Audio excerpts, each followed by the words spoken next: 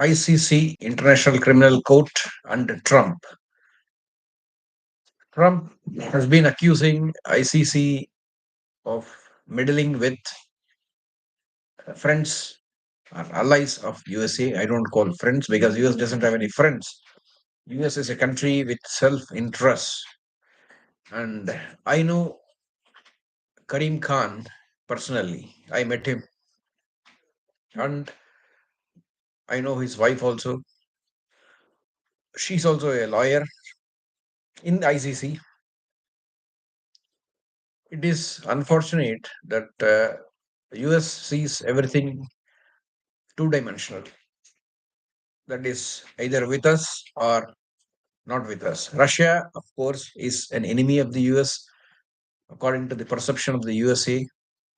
I think in 1999 or 1998, uh, when Putin wanted to join NATO,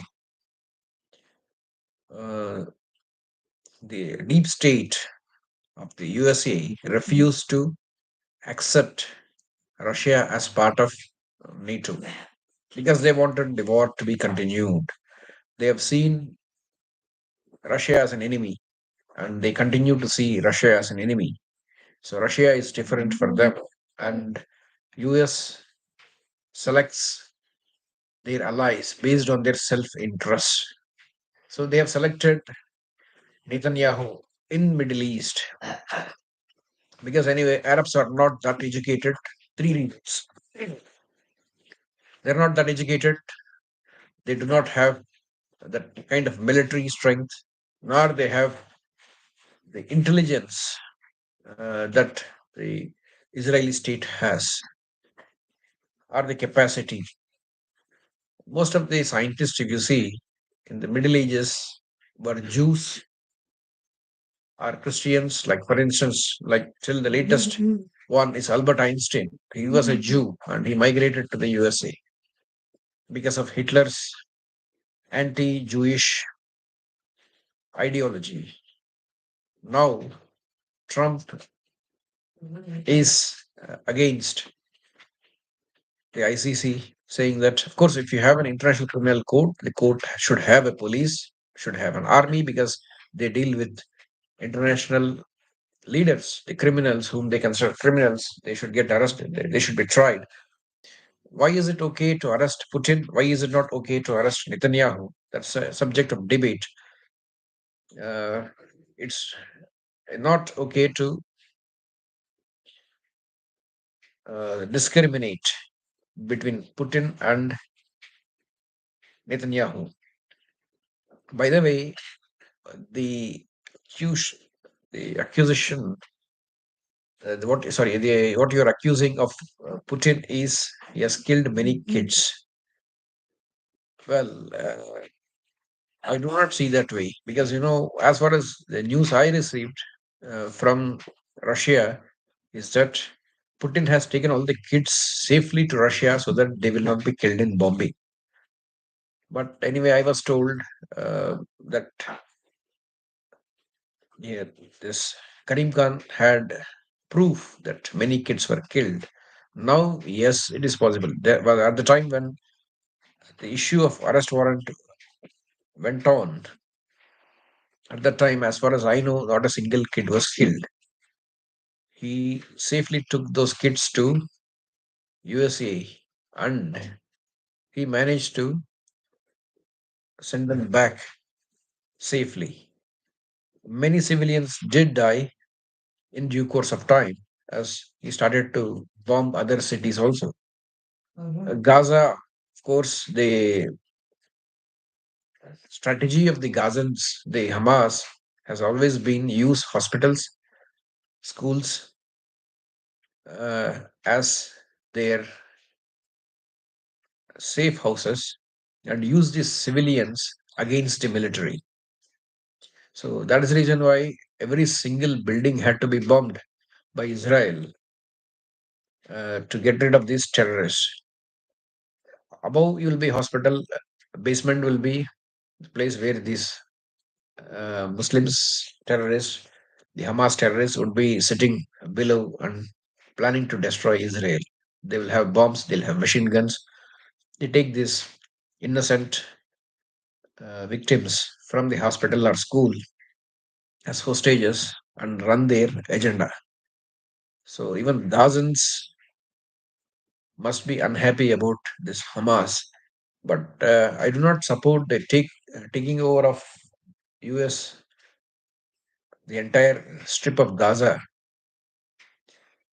I'm not saying that I support two state or it has nothing to do with the US because US is far off. They don't need to enter the Middle East or West Asia, and they just want to establish a base there to control, which I definitely do not agree because I see US as a terrorist state. Personally, US is the biggest terrorist country. They have ruined Afghanistan, they have ruined Korea, they have ruined Vietnam, and they want to ruin now the West Asia. They want to take over South Asia also, the St. Martin Island, which Sheikh Hasina Wajid has refused. Therefore, they um, removed her from power using the puppet called Muhammad Yunus. They are doing this mischief for a long time. Whichever be the regime, it has one agenda to ruin other countries that are not friendly to US or that are not accepting the demands of the USA. Till you accept the demand of USA, you're a friend or ally of USA. The moment you refuse, then you become an enemy state. It's the time that all the countries that have been victims of US should come together and form a military alliance to fight against the US wherever they come. That is the only way how you can fight the US because they have the biggest military budget in the world. These NATO countries, except for the USA, no other country has such a big budget. So that's a blessing in disguise because these people will not be able to withstand the onslaughts of non-NATO member states on the NATO member states if they all fight against NATO, particularly headed by the USA.